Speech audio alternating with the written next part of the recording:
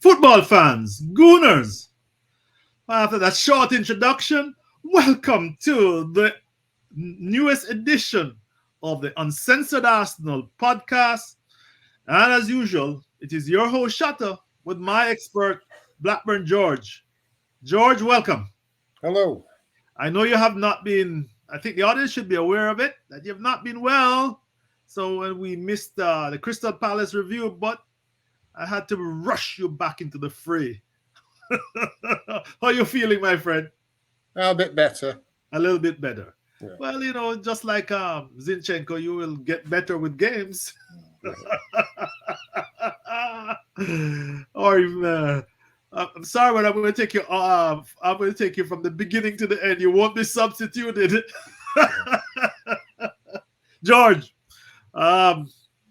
humor aside, yesterday was a disappointing draw with Fulham, don't you think? Away at home, I think, especially when you think of the amount of money spent on our squad, and I don't want to. What I'm trying not to do is to make Fulham out to be, chopped liver. But wasn't it a disappointing draw in your opinion? Oh yeah, terribly disappointing. It's easy to go over the top in these situations. Yes. Statistically, and I'm sure we'll look at that in a minute. Yes. We're going to win that game 19 times out of 20. But that said, we seem to say that quite a lot recently, don't we? Oh, yes, yes. Towards the end of the last season, no, we win that game normally, and we don't. Yeah. And there was problems, evident problems, and some of them, or most of them, appear to be of our own making.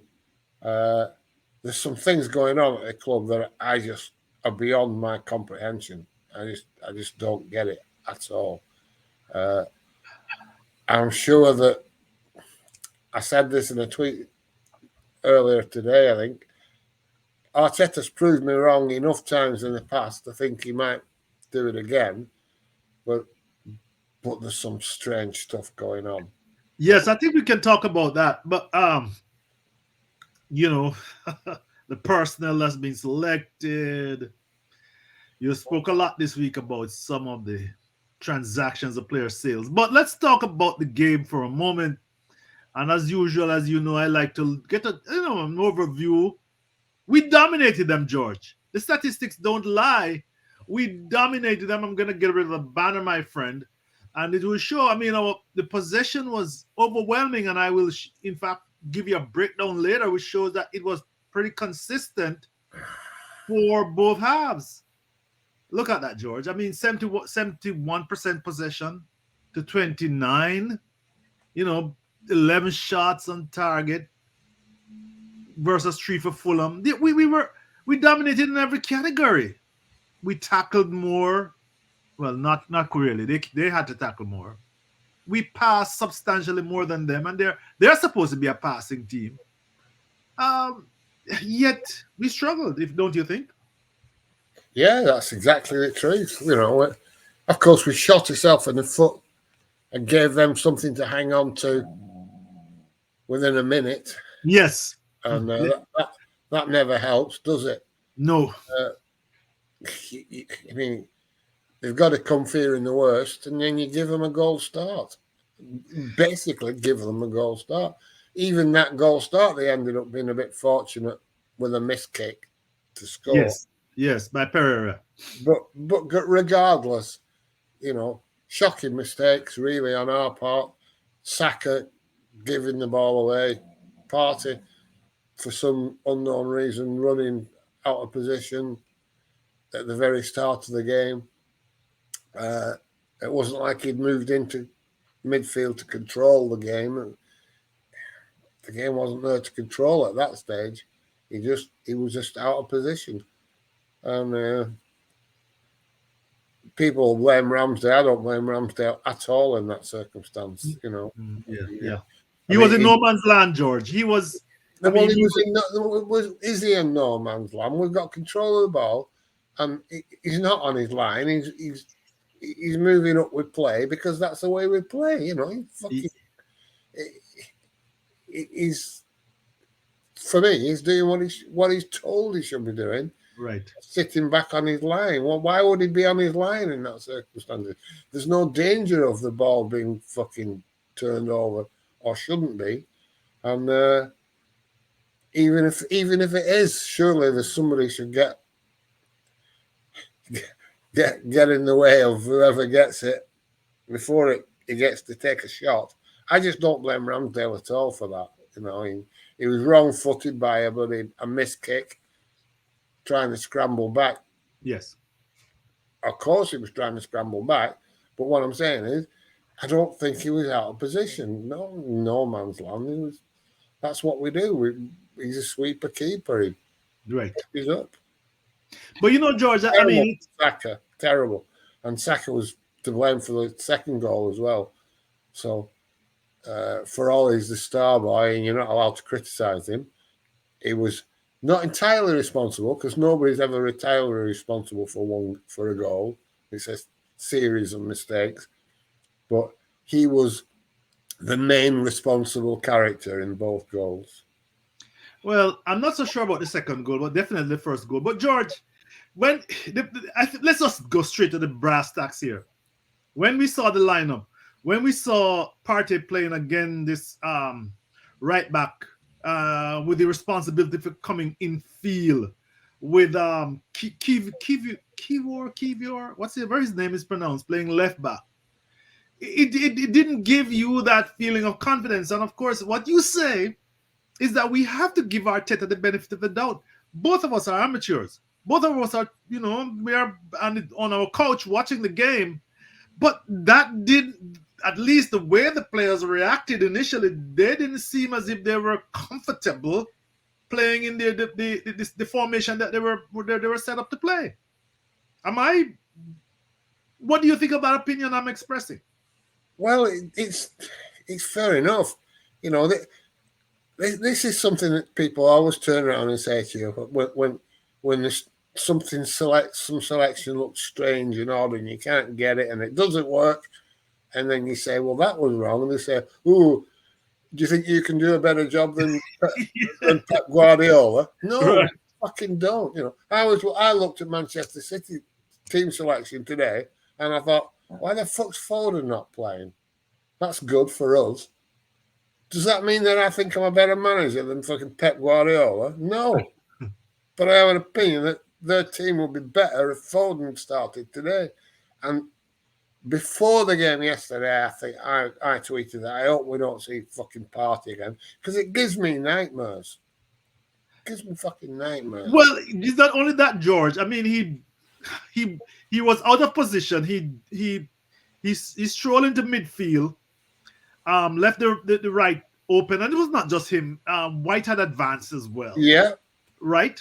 So I'm not putting it on Partey, but not only that, I recorded several, at least 2 easy passes that Partey should have made that he turned over. And I'm going to also say Zinchenko turned over the ball for their second goal.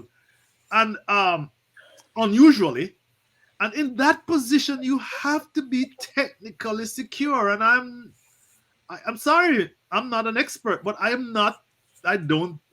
seen Partey play enough to know that he's not technically secure. We don't have to be experts. Well, no, but to be fair to Partey as well, some of the stuff he does is really good. You know, right? He does break up play well, and not only breaks it up when he goes in for a tackle. He very often doesn't just stop the player. He very often comes away with the ball, comes away with it and plays it, and we progress. There's some stuff he does really well, but being a fucking fullback isn't one of them. Exactly. And I just don't get it. And I don't get even more that Gabriel's not playing. I mean, are we selling him, George? I don't know. But if we do, what the fuck, man? You know, I would say the main strength of our team last season was the partnership between Saliba and Gabriel. If we had one strength, that was it. That partnership, Mm-hmm. and he's not fucking playing. Why? You know I can't. what don't I know? What you know? And all these fans, they make me fucking sick. Last season, they were touting him as being the best fucking centre back in the league. You know, he was a fucking rock. He was a fantastic player. And Yes, now especially when Saliba was away. yeah, and now he gets dropped, and everybody's saying, "Oh, and Mikel knows best." Yeah, what if Mikel dropped Saliba? Would he know fucking best? You know, if he dropped Odegaard, would he know fucking best? Sometimes he doesn't fucking know best, clearly, because that nobody, I don't care who they are, can explain that to me and tell me he shouldn't be fucking playing in front of these others. You know, play Ben White where he played well last season. Play fucking Saliba and play Gabriel. If you're struggling for somebody at left back because Zinchenko's injured and Tommy's out because he's suspended, then play somebody else there. Weaken the fucking back line as little as you can. Don't weaken it in three positions to accommodate a midfielder that isn't gonna be Zinchenko on the fucking right. It's not. Right. Well, that's what people are saying. Oh, he wants Partey to be an inverted wingback, an inverted fullback, because Zinchenko's out. Fuck it, Zinchenko's out. We don't have that good of an inverted wingback. Play Ben White as he did last season. Why do we need an inverted wingback if we haven't got one who can do the job well, and it fucks the whole of the rest of the defense up? It doesn't.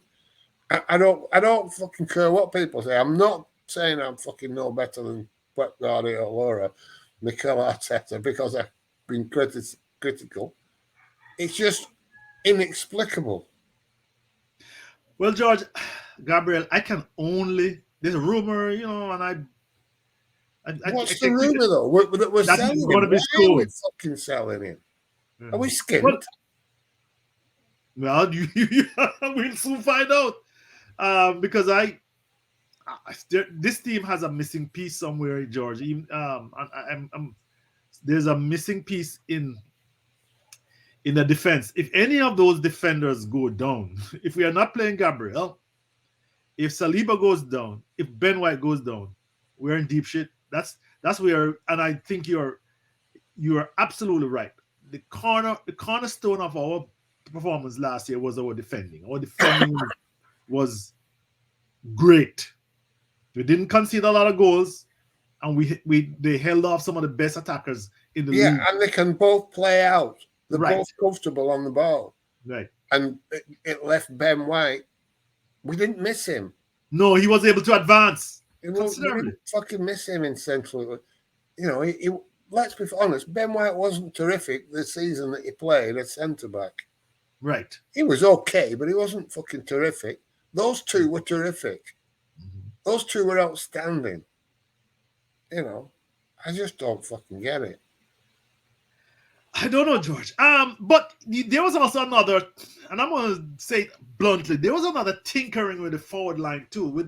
We decided not to start with a central striker. We put Trossard up there, who's a number 9. And George, this season Trossard does not look like the Trossard that we saw who came over in the last window. As a matter of fact, Trossard, we attempted to play Trossard last year when Gabriel was out in a false 9 position. But to be honest, we saw enough of him at Brighton, and we to know that he's a winger, more or less. And he was not effective at first half at all. No. And he had to fix that at half time, didn't he? Yes. Absolutely. And to be fair, he did. Yes, he did. I don't understand that as well. I think Eddie's doing it. Eddie caused fucking havoc sometimes yesterday. I mean, he got a player sent off, Yes. Through persistence and nicking the ball, and he would have been away. He does Right. everything. He does everything well within his skill set. Right.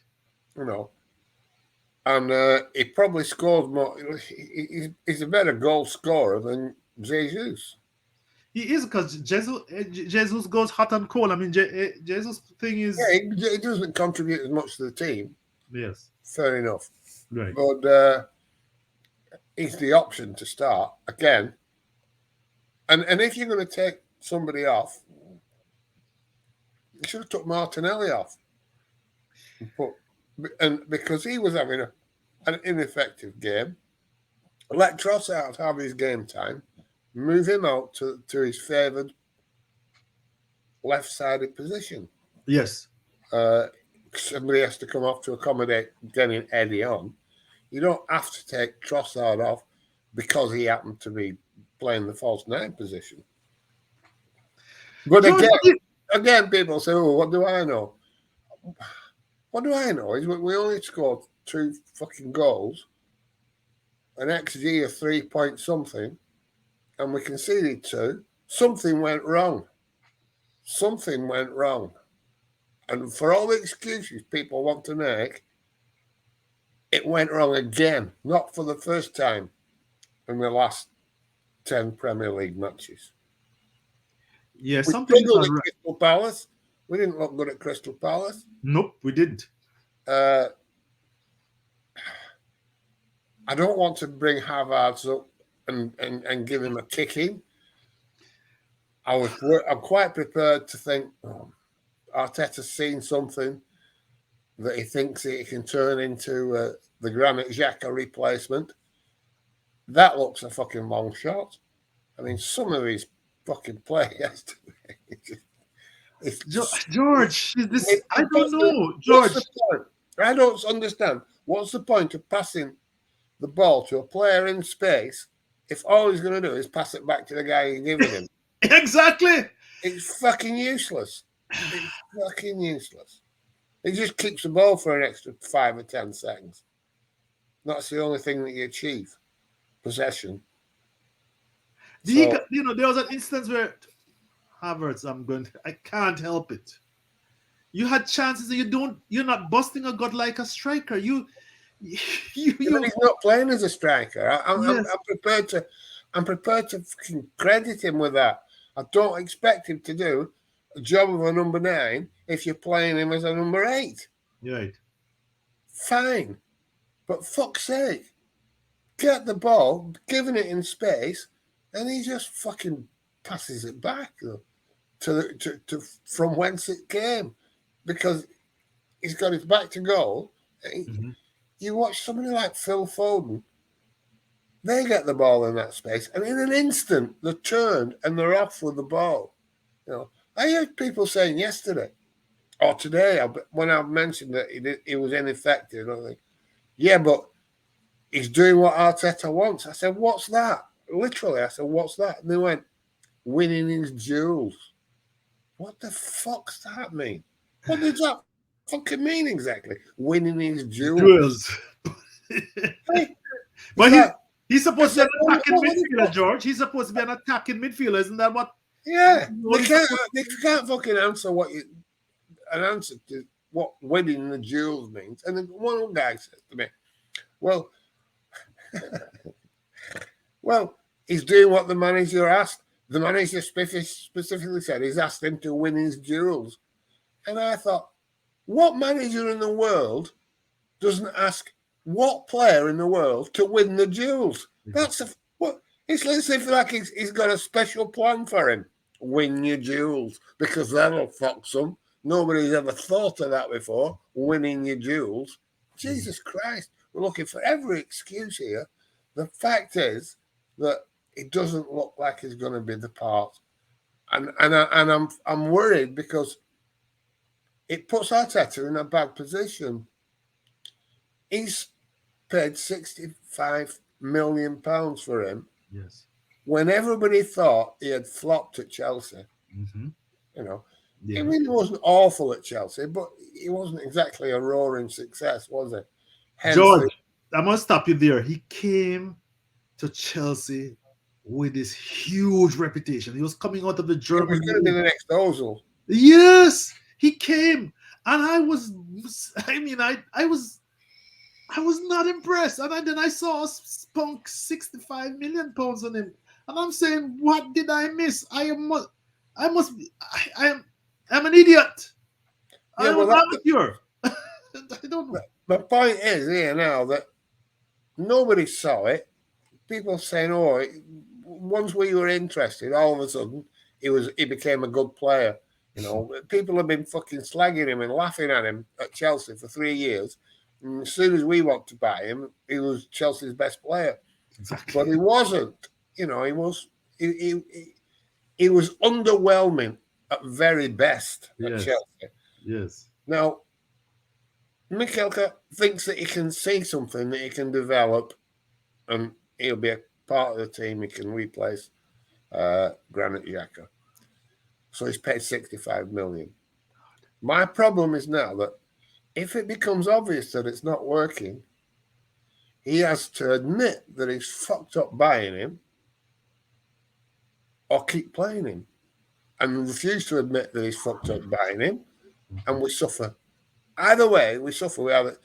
It's a Pep situation again. You know, you've paid all that money, and what do? You write it off. You say, "Oh, fuck it." That was fine with Pep because he could blame the previous manager. He could blame Yes. Emery and Yeah. Right. Don Raul for that. Yes. He can't blame anybody for this. So he's got to persevere. And I think that'll damage us. Because it's going to be hard for him to fucking leave out because he's paid all that money for him. If he leaves him out, it's going to be an admittance of a bit of a fuck up in the transfer market. If he doesn't leave him out and he keeps performing like this, it's going to be a fuck up every week on the pitch. George, I think you underestimate Arteta. Arteta has banished players of big money, and he put Ozil on the bench. Yeah, but he didn't buy Ozil. Yeah, I know. He didn't buy Aubameyang. Aubameyang, right? He bought them. Yeah.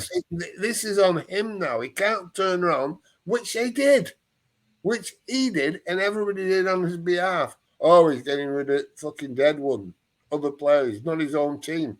Well, this is his team. He's his man. He fucking bought him. If he drops him, that's an admitting that he's fucked up, which he's going to have to do if it doesn't work. But Yeah. how long will he wait until he does that? And what's the alternative anyway? We haven't really got cover for him anyway. He was bought to replace Xhaka. Who are we going to play? Smith Rowe, Vieira. Yeah, I don't know, George, because Mikel is a very egotistic guy. We all know that.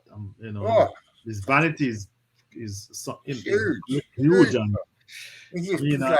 he's like fucking Steve Jobs of management, isn't he? Yes. Hey, look at me. I'm the man. Yeah. It is, which is fine. You know, we want somebody confident. We want somebody with charisma. He's got that in spades. But it's like every fucking positive, you have to think there's a negative around the corner. For the same strength can soon become a weakness. Yep.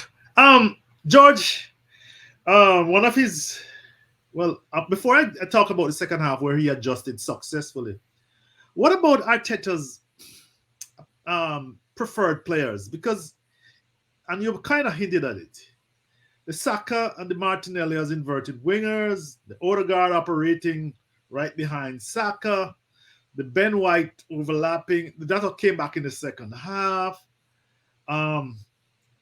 He's going to play those players 9 times out of 10, it seems to me. And when you speak of Trossard playing on the left-hand side, I am not sure that's going to happen very often. the strange thing is that he tries to tinker in the midfield, but he's wedded to certain players. Am I wrong or right? It would appear so, yeah. You would have thought Trossard could have had more playing time last season. He's hardly had any this season. But then again, it's hard to say. It's hard to say. If I was picking the team, I would want to play Saka. I would want to play Martinelli. I would want to play Odegaard. It's all right saying after we haven't won, oh, well, I didn't like that selection. No. We should, if you're going to complain about selection, complain about it before kickoff, not afterwards. It's hindsight's easy. So I'm not going to be overcritical of him with his team selection, where I would have done the same thing. That's a cheap shot. But is it fair to say he has favorite players? Is that correct? I think that's what I was aiming at. That's a question I really wanted. Well, I think every manager has favorite players. Your best players are your favorite players, aren't they? And they're some of our best players. Yeah. I mean, no doubt Jesus will be a favorite player when he's fit again. You know. Yeah, but and then of course Nketiah is just relegated to the bench, and he's coming off the bench, and he provides fits to a lot of defenders. A lot of defenders don't like him because he's mobile. He's going from side to side in the box. Yeah, he is. But so is Jesus. Mm-hmm. But he's also a more potent scorer, in my opinion. I might be. Yes. But he's not as good at link up and. Yeah, no. You know. George, in the second half, let's get straight to it. I mean, this is all expressing opinion. When he made the changes, first of all, we got rid of the first change was he brought on. I'll tell you in a second. Because Eddie for Trossard, right? And later he brought on Vieira and Zinchenko, and we were a different team altogether. Yeah. Vieira had a fantastic cameo, didn't he? Yes. But again, he was fixing a mistake. Yes. And same with Zinchenko, bringing him on, allowed him to. Well, I mean, I alluded to it in our introduction. I mean, I can see why he didn't start him. He just coming back from injury. Yeah. I'm not criticizing him for that at all. What I'm saying is that wasn't the mistake. The mistake is starting fucking Partey and Ben White not playing there. Too much disruption. Why is Gabriel not? I'll go back to it. Because it's 2 points dropped, and too many of those 2 point dropped. And we'll be out of it. Yeah. You know, George. You can't drop 2 points ago to Fulham. Yeah. Dominating a game like that, and not think that was a fuck up. No, that's going to cost us later on. Yeah, I mean, it's obvious that the other teams, just like us, are desperate to improve, and they have shot. And they have. Liverpool are better. Yeah. Spurs are better. Spurs are most definitely better. Chelsea they are playing football, George. Chelsea are better. Yes. The only one that doesn't appear to be much better is Manchester United. But they came back from 2 down yesterday, and they. Yeah, they did. They got a bit of good fortune and a bit of help from the friendly refereeing team. But we'll see it next week when we play them. Yes. And people have been saying how bad they are. They're really shit, United. Well, let's see how we turn them over next week. Yeah, we start having some tough games, and this early part of the season. I really hope that Arteta sticks to the winning formula. Which was the team that played the second half? Most of the second half. Yeah. Gabriel, fucking don't sell him. Playing really, what the fuck? It's beyond me. It's fucking mad. Let's just a concluding section here. Look at Biso's player ratings. Biso, you couldn't make it today. Your time zone is horrible. And we just can only use your player ratings. Um, so George, Ramsdale just started with Ramsdale. Bison gave him a 4. No, I thought if I don't think he messed up that. I don't think it was that bad, George. No, I don't either. Yeah, I think he was at least a 6. Um, I don't think I don't fault him for that goal. Did he mess up any other? I can't think of anything he did out of that. That was No. he didn't even miss kick one this time, George. No, he didn't. Partey, she gives a 5. Your thoughts? Yeah, fair enough. Yeah, Saliba a 6. Maybe a 7 for me. Yeah, no, Saliba. Yeah, Oh, I remember when he passed one inside. I don't know who the hell he was passing it to. White a 6. No, Saliba was better than White, George. And Kivu, all the defenders, she gave a 6 apparently. Hmm. Would you? Yeah, well, like I said, I don't really like these. You can argue a point Yeah. one way or the other, but I Well, thought Saliba almost did all right, but apart from give the ball away once in a dangerous position, you're right. that could have led to a goal as well. Yes. I think Kiwior or whatever you want to call him, I Yeah. thought he had a decent game. 6, yeah. Yeah. Odegaard did nothing much wrong either. But George, he had, the Odegaard that I was looking at, he had several, well, at least 3 shots at goal. I mean, apart from his build-up play, and I think it was a little. The one he blazed high and over the bar and was in really good position just within the penalty area. I thought he had a decent game. I don't know if Yeah. yeah. Her favorite player, Rice, she gave a 6. That's Yeah, I thought he was probably our best player on the day. You know what, George? I could see why Bison likes Rice. He talking about somebody who won his duels. He won his duels, George. He was, Yeah, when he's he got loads the of ball, character as well. pardon? He's loads of character as well, isn't he? Doesn't let his head drop. Yes. Good player. Yes. For Haavertz, I should give him a 4. Yeah. I concur. But Saka a 4. Sorry, Bison, George. Worse than Martinelli and Trossard? No, I don't think so. Your thoughts on those last 3, George? Yeah, maybe a bit harsh, but he didn't have a good game, did he? And Martinelli didn't have a good game, and Trossard, out in the wrong position, didn't have a good game either. So it might be a bit harsh, but they might not be either. Wouldn't argue too, but Saka, not a 4, no.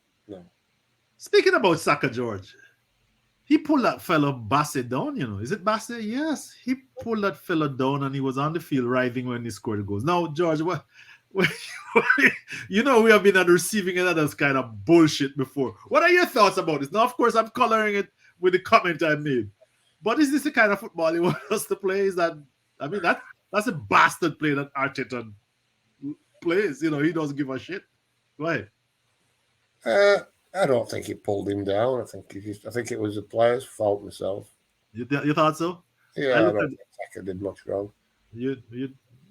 But anyway, the substitutes. Yes. Vieira, yes, man of the match. Yes, definitely. Nketiah made all the difference. 7, yeah. Jorginho, 5. I don't know why he only got 5. He didn't do anything. No, he did better than Partey for his cameo. And Zinchenko, George, really. People were saying he had a bad game. I don't think he had a bad game at all when he came on. I thought he did really, really well. Who's that? Apart from giving the ball away. Zinchenko, yeah. I suppose it's a bit like boxing. If you give a goal away, it's like a 2-point round, isn't it? Yes. You lost the 2-pointer there because you went on the floor. Yes. So your score gets well knocked down. Well, player ratings are all a matter of opinion, and it's like assholes. Everybody has one.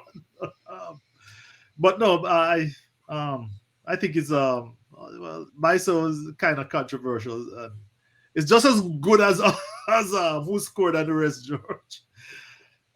So we have United. What day is it? I don't know. Maybe it's Sunday. They like a big game. Yeah, maybe Sunday probably. Yeah. It's gonna be interesting. I'm not gonna be George. I'm gonna say this. We have been around long enough to not to be too critical. 3 games into the season. No, and a game that we dominated. You Yeah. know, Yeah. we just have to get some stuff right. And but imagine if we dominated like that, playing the wrong fucking team. How would we have dominated if we'd played the right team? Yeah. Anyway, we'll see next week, won't we? The How only bad they are and how good we are. Yeah, the only thing I express here, George, is that unlike back in the days of Wenger and Sir Alex, teams are winning with 80 points. Chelsea, right? Sometimes, 80 points was about good enough to win the championship. Now people are winning the championship with 90 points, 90 something. 100 points. 100 points, City and Liverpool. Different game now. Yes, and the problem is if you fall away early, not even in the 90-point category, even mathematically, because you will drop points, you are statistically out of it. Yeah.